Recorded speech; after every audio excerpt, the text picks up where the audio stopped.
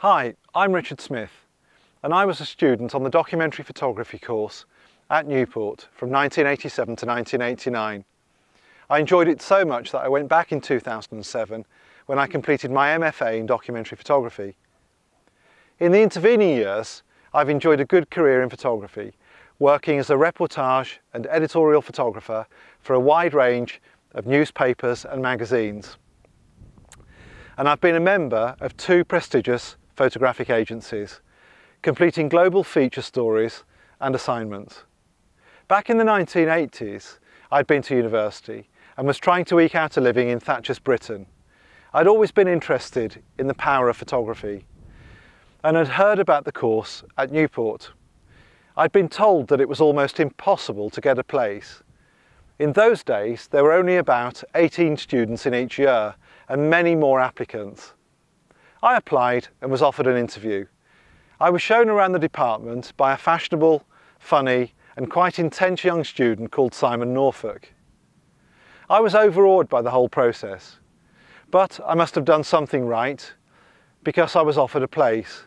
I was to be a doc photter. I arrived in Newport as a fairly callow youth and not really knowing what to expect. On the first day, I can remember David saying that photography isn't a great way to earn a living. It is instead a way of living, and that struck a chord. I still have my enrolment card. Here's the mugshot, with the words of encouragement to the local people of Newport from David Hearn to offer any assistance to this student in the completion of his photographic studies. I had no idea how tough things were going to get.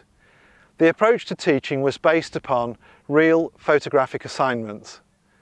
We were sent out time and again to photograph subjects like man at work, relationships, people and places.